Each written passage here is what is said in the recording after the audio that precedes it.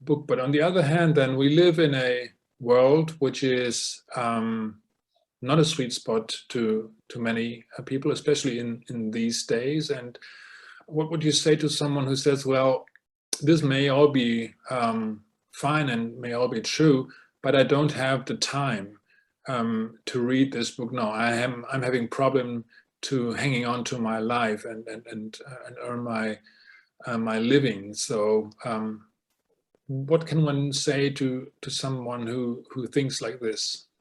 Well, I mean, to be blunt, how has that worked out for you so far? Right? When we take the perspective that I don't have time to take care of myself, I don't have time to invest in myself, I would submit that that's a guaranteed, an absolute guaranteed formula to create a situation where at some point you won't have a choice, right? It's that person who says, I don't have time to exercise. Okay. Are you going to have time to be in a hospital? I don't have time to grow myself. Okay. You're going to have time to deal with trying to find a new way to earn a living because you didn't develop. We are cultured to be reactive instead of cultured to be proactive. This is about proactivity. And in order to make change, sometimes you have to take a step back and you have to step off the merry-go-round for a minute and recognize that you're so buried in the forest, you can't even see the one tree in front of you. And so the issue of time is not an issue that it's not a real issue. And it's a matter of priority, right? The whole thing is a matter of priority. Human beings do what they care about. There's no issue of time when you care about something, period, right? And which is why, speaking back to the health side for a moment, when people say they don't have time to take care of themselves or they don't have money to take care of themselves, one of the two, right? At some point, they have to find time and they have to find money because there's no longer choice, right? So a proactive lifestyle is making the choice to pursue a line of activity that is the best for yourself prior to it being a problem. It's eliminating neglect, right? Reaction comes from neglect. If you neglect your health, it's only a matter of time before you're going to have a substantial problem. If you neglect your relationship, it's only a matter of time before you're going to have a specific problem. And then it's going to take all of your time, all of your attention, all of your focus, all of your resources to try to repair it.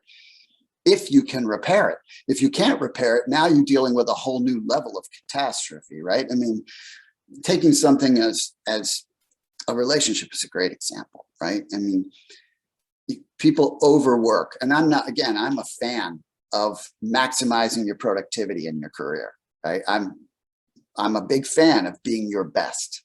Mm-hmm. I'm also a big fan of understanding that you can't be your best unless you have stability in your health and your relationships. So I know how that actually serves your career if you get it right. But when we get that wrong, we say, well, I don't have time. I'm trying to make a living for my family. Okay, but you know what? Your family cares more about seeing you and having you be there with them. And so you have to step back and recognize that, a little bit of time with my family is much better for them and for me than another 30 minutes at the office. It's because over time that will break, and so will the office, because when that breaks, when your relationship breaks, how do you show up at work? Are you all happy? Are you focused? Are you driven?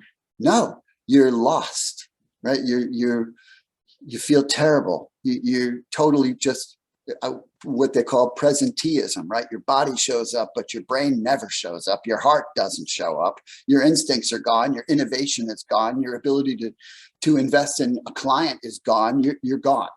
And this is obvious.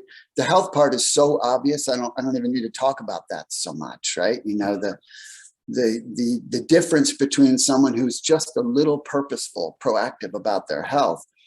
The majority of our health issues worldwide, right, in the developed nations, right? In the developed nations, the majority of our health issues are self-inflicted. That's a fact, right? That they are primarily rooted in poor habits, right? Poor eating habits and just poor lifestyle choices. And again, I think a lot of that neglect is not purposeful. I think it's that we don't know better.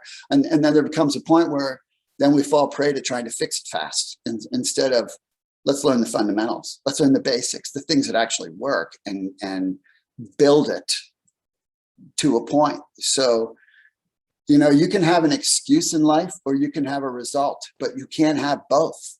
And so when your excuse is, I don't have time, at some point you'll look in the mirror and go, I can't believe that I allowed myself to get away with that. And now look what it's cost me. I mean, I know that that's harsh, but I'm just being honest, because I don't know how else to be. I can't serve someone by not telling them the truth. And so I think people don't have time not to do this. That's my perspective.